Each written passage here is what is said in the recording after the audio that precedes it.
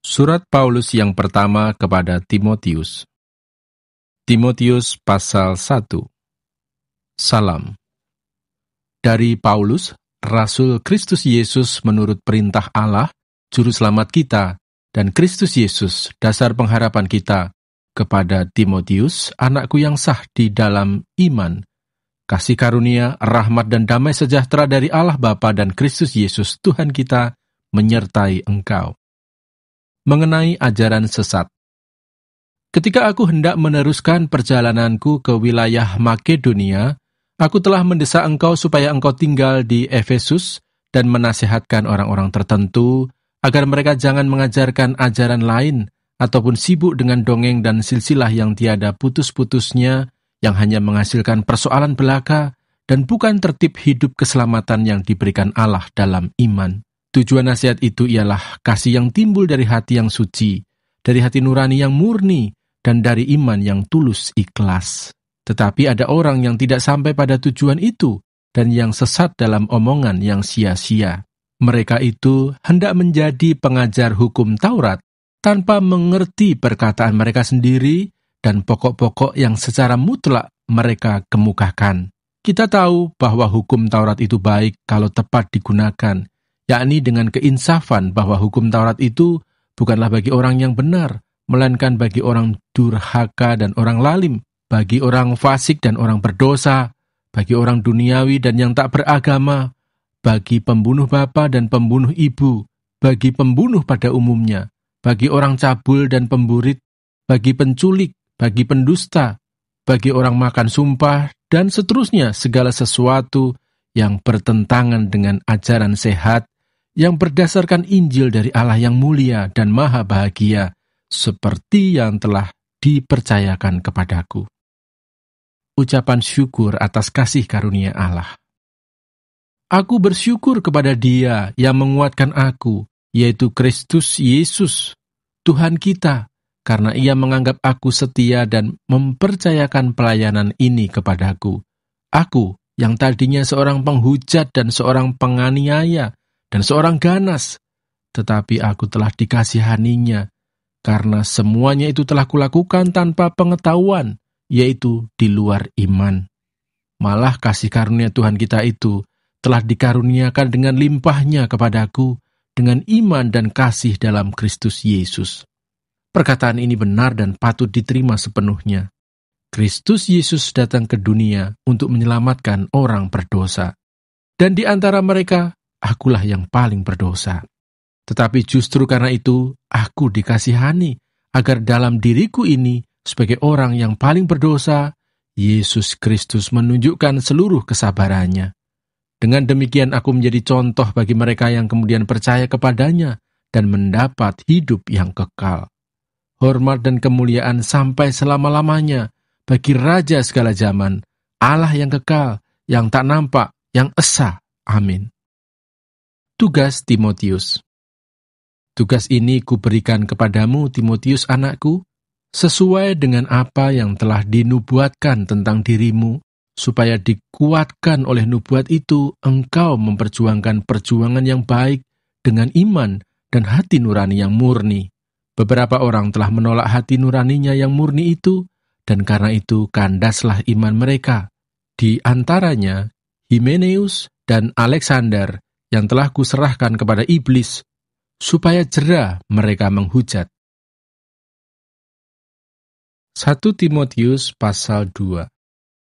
Mengenai doa jemaat. Pertama-tama aku menasihatkan, naikkanlah permohonan, doa syafaat dan ucapan syukur untuk semua orang, untuk raja-raja dan untuk semua pembesar, agar kita dapat hidup tenang dan tenteram dalam segala kesalehan dan kehormatan. Itulah yang baik dan yang berkenan kepada Allah, Juru Selamat kita, yang menghendaki supaya semua orang diselamatkan dan memperoleh pengetahuan akan kebenaran. Karena Allah itu esa, dan esa pula Dia yang menjadi pengantara antara Allah dan manusia, yaitu manusia Kristus Yesus, yang telah menyerahkan dirinya sebagai tebusan bagi semua manusia. Itu kesaksian pada waktu yang ditentukan. Untuk kesaksian itulah, aku telah ditetapkan sebagai pemberita dan rasul, yang kukatakan ini benar, aku tidak berdusta, dan sebagai pengajar orang-orang bukan Yahudi dalam iman dan kebenaran. Mengenai sikap orang laki-laki dan perempuan dalam ibadah jemaat. Oleh karena itu, aku ingin supaya di mana-mana orang laki-laki berdoa dengan menadahkan tangan yang suci, tanpa marah dan tanpa perselisihan. Demikian juga hendaknya perempuan. Hendaklah ia berdandan dengan pantas, dengan sopan dan sederhana. Rambutnya jangan berkepang-kepang, jangan memakai emas atau mutiara ataupun pakaian yang mahal-mahal. Tetapi hendaklah ia berdandan dengan perbuatan baik, seperti yang layak bagi perempuan yang beribadah.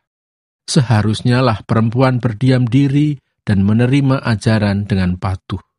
Aku tidak mengizinkan perempuan mengajar dan juga tidak mengizinkannya memerintah laki-laki. Hendaklah ia berdiam diri. Karena Adam yang pertama dijadikan, kemudian barulah Hawa.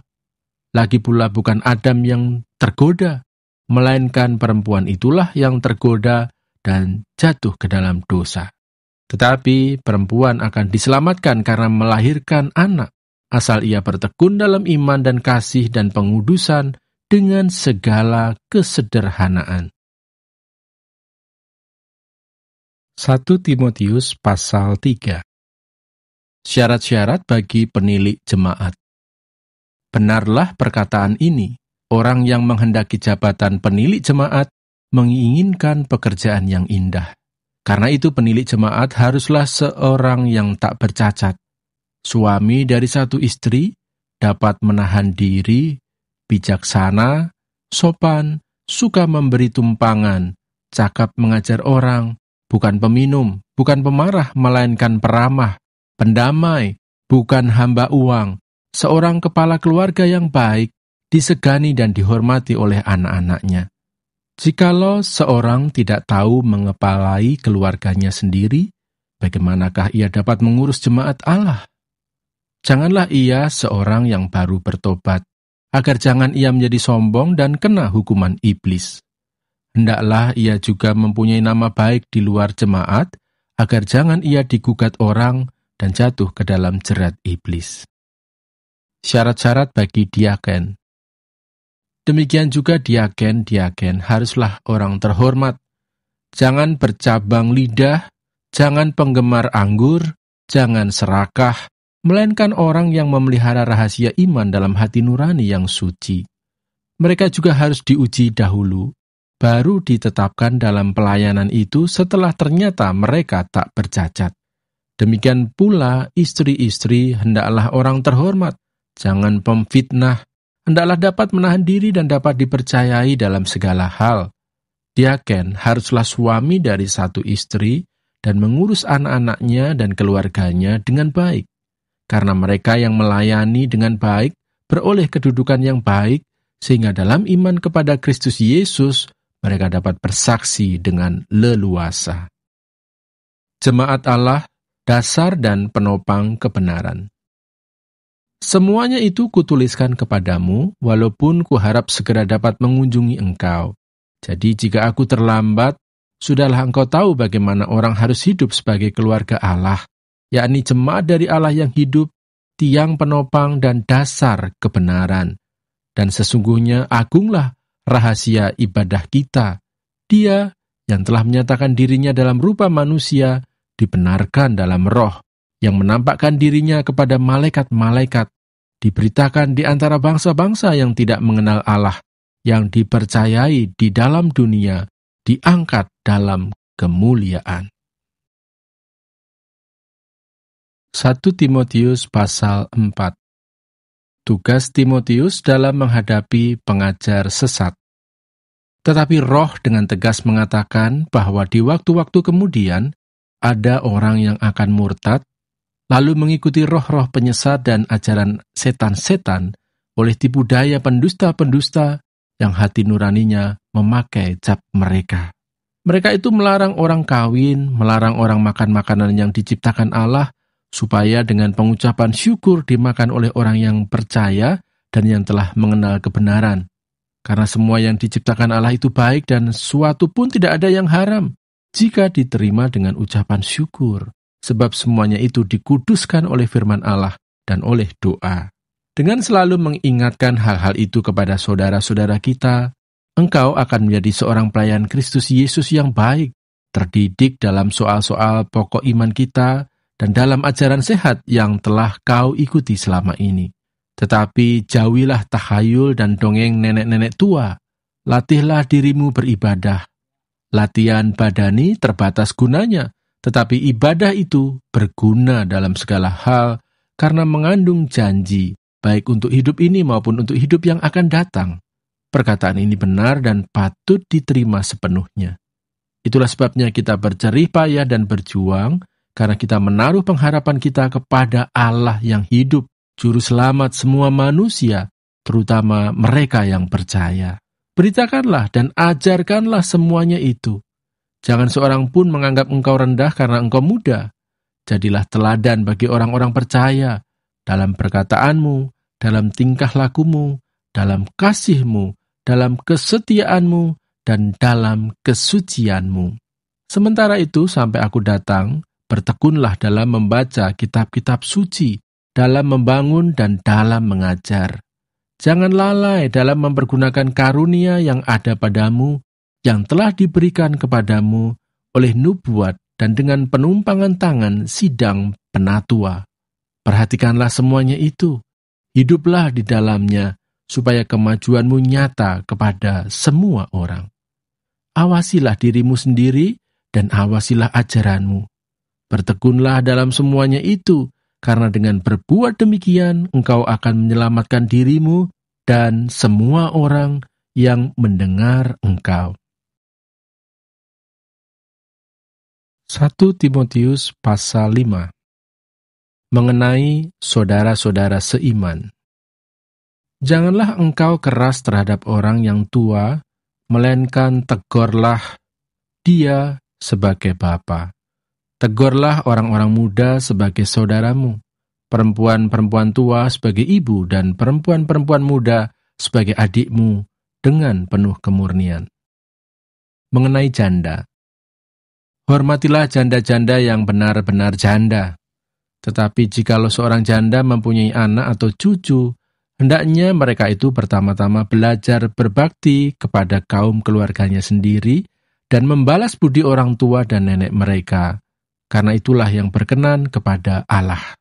Sedangkan seorang janda yang benar-benar janda, yang ditinggalkan seorang diri, menaruh harapannya kepada Allah dan bertekun dalam permohonan dan doa siang malam. Tetapi seorang janda yang hidup mewah dan berlebih-lebihan, ia sudah mati selagi hidup. Peringatkanlah hal-hal ini juga kepada janda-janda itu, agar mereka hidup dengan tidak bercela. Tetapi jika ada seorang yang tidak memeliharakan sanak saudaranya, apalagi seisi rumahnya, orang itu murtad dan lebih buruk dari orang yang tidak beriman. Yang didaftarkan sebagai janda, hanyalah mereka yang tidak kurang dari 60 tahun, yang hanya satu kali bersuami, dan yang terbukti telah melakukan pekerjaan yang baik, seperti mengasuh anak, memberi tumpangan, membasuh kaki saudara-saudara seiman, menolong orang yang hidup dalam kesesakan. Pendeknya, mereka yang telah menggunakan segala kesempatan untuk berbuat baik.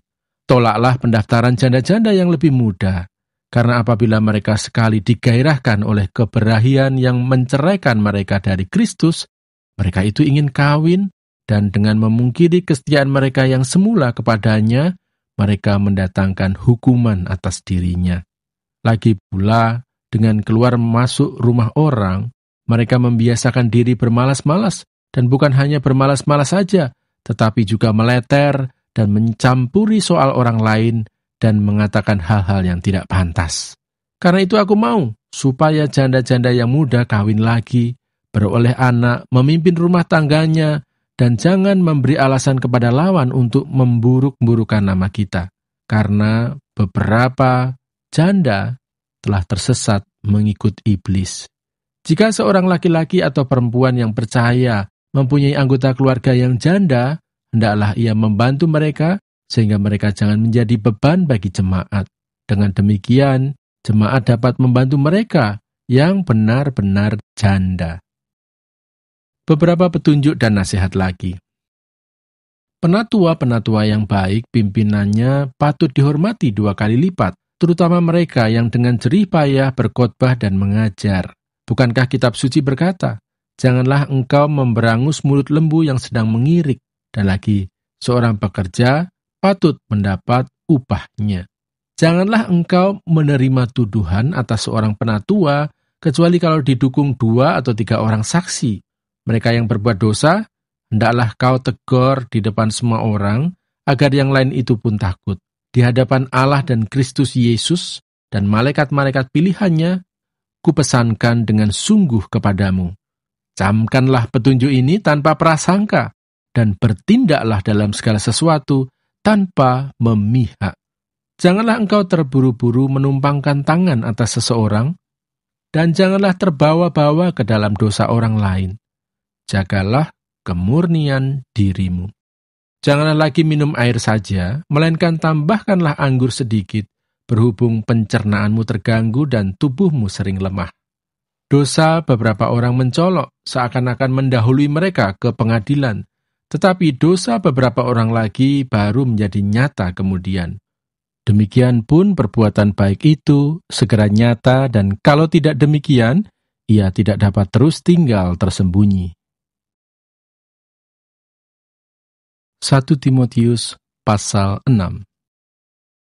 Semua orang yang menanggung beban perbudakan hendaknya menganggap tuan mereka layak mendapat segala penghormatan, agar nama Allah dan ajaran kita jangan dihujat orang.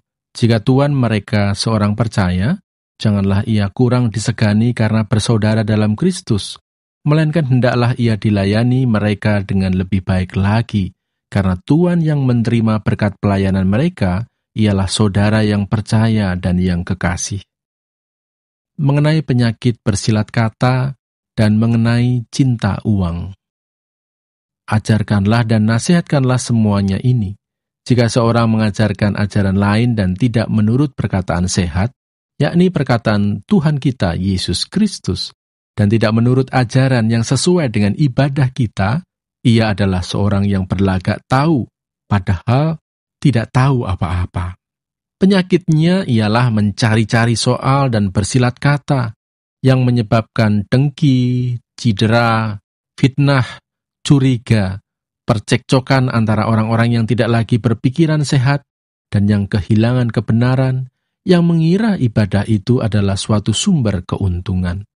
Memang ibadah itu kalau disertai rasa cukup, memberi keuntungan besar, sebab kita tidak membawa sesuatu apa ke dalam dunia, dan kita pun tidak dapat membawa apa-apa keluar.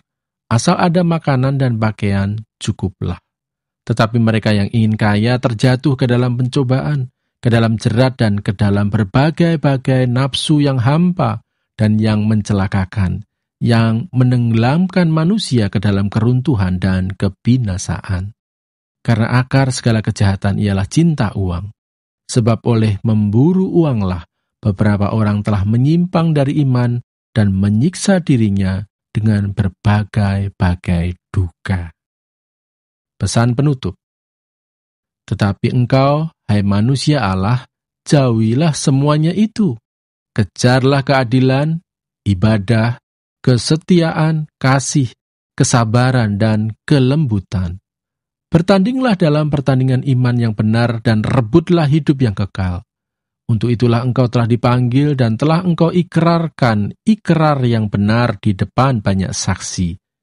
Di hadapan Allah yang memberikan hidup kepada segala sesuatu, dan di hadapan Kristus Yesus yang telah mengikrarkan ikrar yang benar itu juga di muka Pontius Pilatus, kuserukan kepadamu, turutilah perintah ini dengan tidak bercacat dan tidak bercela, hingga pada saat Tuhan kita Yesus Kristus menyatakan dirinya, yaitu saat yang akan ditentukan oleh penguasa yang satu-satunya dan yang penuh bahagia, Raja di atas segala raja, dan Tuan di atas segala tuan.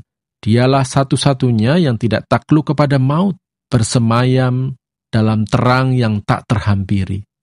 Seorang pun tak pernah melihat dia, dan memang manusia tidak dapat melihat dia. Baginya lah hormat dan kuasa yang kekal. Amin.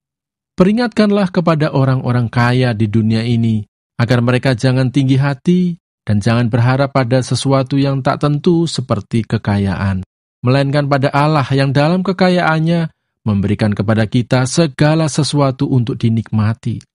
Peringatkanlah agar mereka itu berbuat baik, menjadi kaya dalam kebajikan, suka memberi dan membagi, dan dengan demikian mengumpulkan suatu harta sebagai dasar yang baik bagi dirinya di waktu yang akan datang untuk mencapai hidup yang sebenarnya. Hai Timotius, peliharalah apa yang telah dipercayakan kepadamu. Hindarilah omongan yang kosong dan yang tidak suci, dan pertentangan-pertentangan yang berasal dari apa yang disebut pengetahuan. Karena ada beberapa orang yang mengajarkannya, dan dengan demikian telah menyimpang dari iman. Kasih karunia menyertai kamu. Surat Paulus yang kedua kepada Timotius. 2 Timotius pasal 1. Salam. Dari Paulus, Rasul Kristus Yesus oleh kehendak Allah untuk memberitakan janji tentang hidup dalam Kristus Yesus, kepada Timotius, anakku yang kekasih. Kasih karunia, rahmat dan damai sejahtera dari Allah Bapa dan Kristus Yesus, Tuhan kita, menyertai engkau. Ucapan syukur dan nasihat untuk bertekun. Aku mengucap syukur kepada Allah yang kulayani dengan hati nurani yang murni, seperti yang dilakukan nenek moyangku. Dan selalu aku mengingat engkau dalam permohonanku, baik siang maupun malam. Dan apabila aku terkenang akan air matamu yang kau curahkan, aku ingin melihat engkau kembali supaya penuhlah kesukaanku. Sebab aku teringat akan imanmu yang tulus ikhlas, yaitu iman yang pertama-tama hidup di dalam nenekmu Lois, dan di dalam ibumu Eunike, dan yang aku yakin hidup juga di dalam dirimu. Karena itulah kuperingatkan engkau untuk mengobarkan karunia Allah yang ada padamu oleh penumpangan tanganku atasmu. Sebab Allah memberikan kepada kita bukan roh ketakutan, melainkan roh yang membangkitkan kekuatan, kasih dan ketertiban. Jadi janganlah malu bersaksi tentang Tuhan kita, dan janganlah malu karena aku, seorang hukuman karena Dia. Melainkan ikutlah menderita bagi Injilnya oleh kekuatan Allah. Dialah yang menyelamatkan kita dan memanggil kita dengan panggilan kudus, bukan berdasarkan perbuatan kita, melainkan berdasarkan maksud dan kasih karunia-Nya sendiri yang telah dikaruniakan kepada kita dalam Kristus Yesus sebelum permulaan zaman, dan yang sekarang dinyatakan oleh kedatangan Juru Selamat kita, Yesus Kristus, yang oleh Injil telah mematahkan kuasa maut dan mendatangkan hidup yang tidak dapat binasa. Untuk Injil inilah aku telah ditetapkan sebagai pemberita, sebagai rasul dan sebagai guru. Itulah sebabnya aku menderita semuanya ini, tetapi aku tidak malu, karena aku tahu kepada siapa aku percaya, dan aku yakin bahwa Dia berkuasa memeliharakan apa yang telah dipercayakannya kepadaku hingga pada hari Tuhan. Peganglah segala sesuatu yang telah engkau dengar daripadaku sebagai contoh ajaran yang sesat, dan lakukanlah itu dalam iman dan kasih dalam Kristus Yesus. Peliharalah harta yang indah yang telah dipercayakannya kepada kita oleh Roh Kudus yang diam di dalam kita. Engkau tahu bahwa semua mereka yang di daerah Asia Kecil berpaling daripadaku, termasuk Figelus dan Hermogenes. Tuhan kiranya mengaruniakan rahmat-Nya kepada keluarga Onesiforus yang telah berulang-ulang menyegarkan hatiku. Ia tidak malu menjumpai aku di dalam penjara. Ketika di Roma, ia berusaha mencari aku dan sudah juga menemui aku. Kiranya Tuhan menunjukkan rahmat-Nya kepadanya pada harinya. Betapa banyaknya pelayanan yang ia lakukan di Efesus, engkau lebih mengetahuinya daripadaku. 2 Timotius pasal 2. Panggilan untuk ikut menderita. Sebab itu, hai anakku, jadilah kuat oleh kasih karunia dalam Kristus Yesus. Apa yang telah engkau dengar daripadaku di depan banyak saksi, percayakanlah itu kepada orang-orang yang dapat dipercayai, yang juga cakap mengajar orang lain. Ikutlah menderita sebagai seorang prajurit yang baik dari Kristus Yesus, Seorang prajurit yang sedang berjuang tidak memusingkan dirinya dengan soal-soal penghidupannya, supaya dengan demikian ia berkenan kepada komandannya. Seorang olahragawan hanya dapat memperoleh mahkota sebagai juara apabila ia bertanding menurut peraturan-peraturan olahraga. Seorang petani yang bekerja keras haruslah yang pertama menikmati hasil usahanya. Perhatikanlah apa yang kukatakan.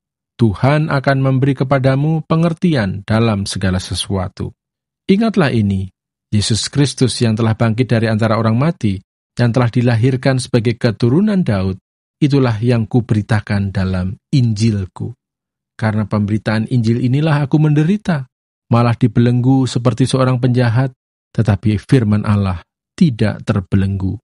Karena itu aku sabar menanggung semuanya itu bagi orang-orang pilihan Allah, supaya mereka juga mendapat keselamatan dalam Kristus Yesus dengan kemuliaan yang kekal.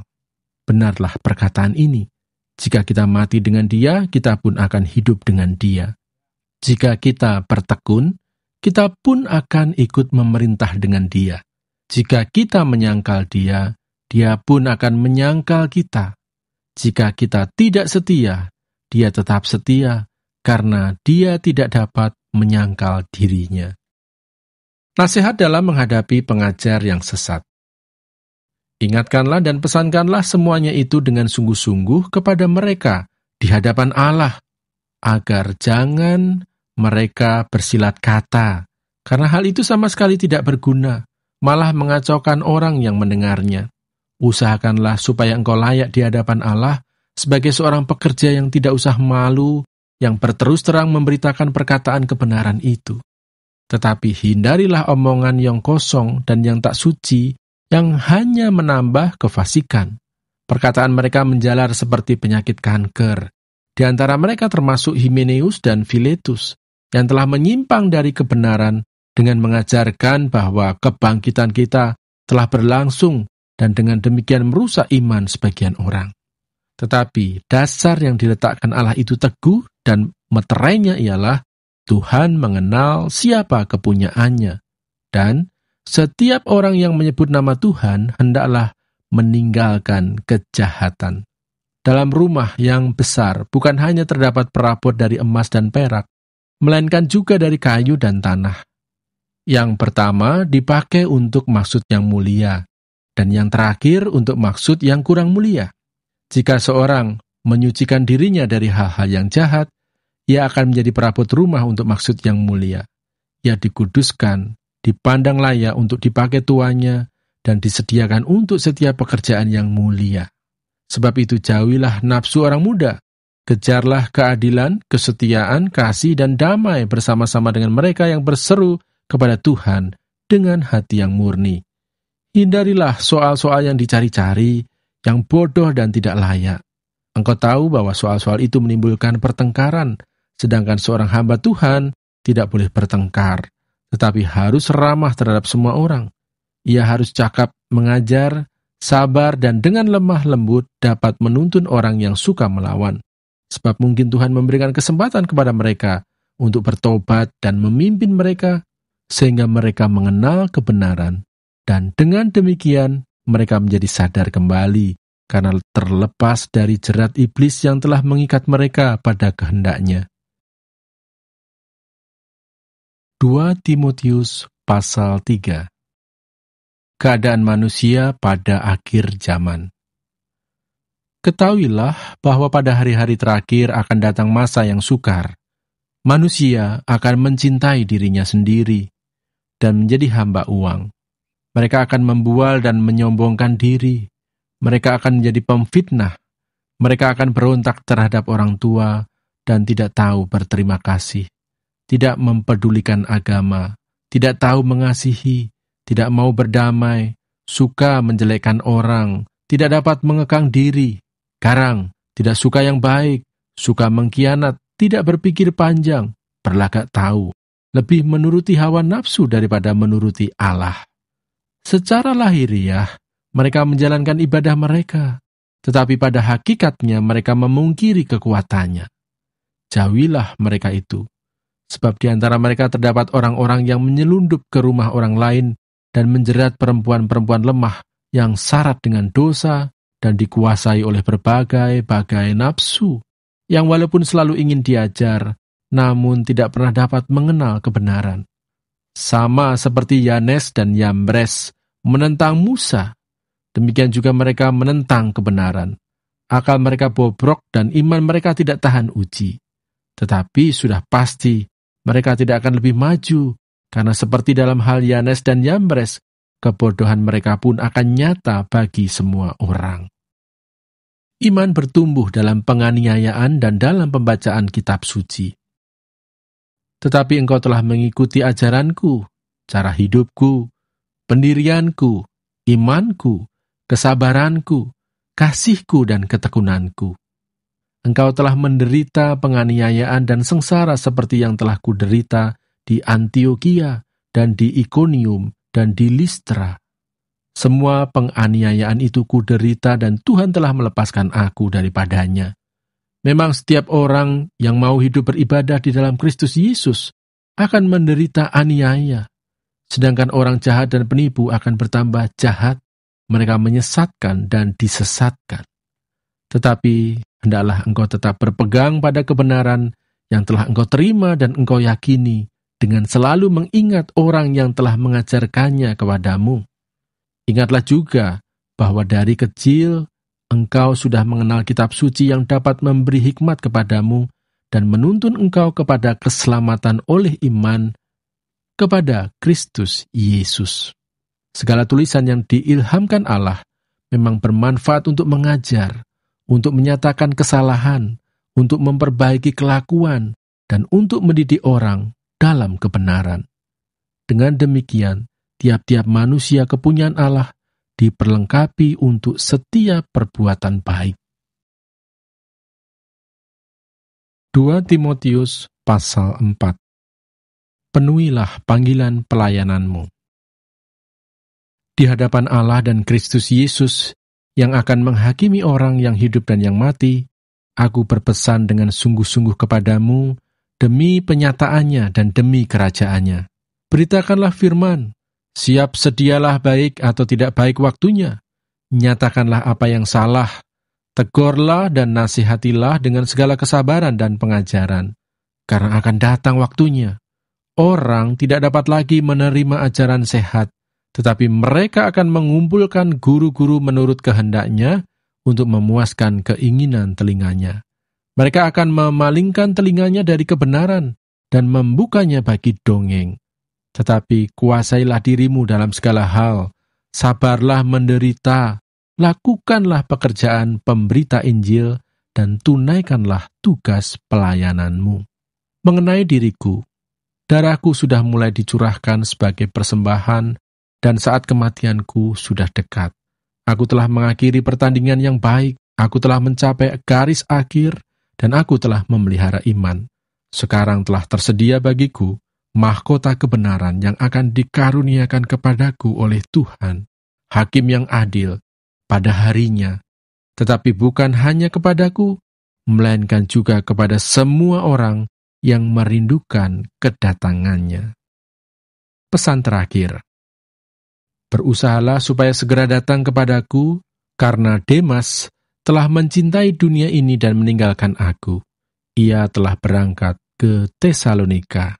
Kreskes telah pergi ke Galatia, dan Titus ke Dalmatia. Hanya Lukas yang tinggal dengan aku. Jemputlah Markus, dan bawalah ia kemari, karena pelayanannya penting bagiku. Tikikus telah kukirim ke Efesus.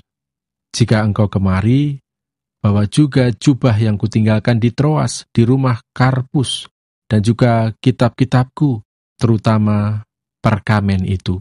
Alexander, tukang tembaga itu, telah banyak berbuat kejahatan terhadap aku. Tuhan akan membalasnya menurut perbuatannya. Hendaklah engkau juga waspada terhadap dia, karena dia sangat menentang ajaran kita. Pada waktu pembelaanku yang pertama, tidak seorang pun yang membantu aku. Semuanya meninggalkan aku. Kiranya hal itu jangan ditanggungkan atas mereka. Tetapi Tuhan telah mendampingi aku dan menguatkan aku, supaya dengan perantaraanku, Injil diberitakan dengan sepenuhnya, dan semua orang bukan Yahudi mendengarkannya. Dengan demikian aku lepas dari mulut singa. Dan Tuhan akan melepaskan aku dari setiap usaha yang jahat. Dia akan menyelamatkan aku, sehingga aku masuk ke dalam kerajaan-Nya di sorga. Baginyalah kemuliaan selama-lamanya. Amin. Salam. Salam kepada Priska dan Aquila dan kepada keluarga Onesiforus. Erastus tinggal di Korintus, dan Trofimus kutinggalkan dalam keadaan sakit di Miletus. Berusahalah kemari sebelum musim dingin. Salam dari Ebulus dan Pudes dan Linus dan Claudia, dan dari semua saudara. Tuhan menyertai rohmu, kasih karunia-Nya menyertai kamu.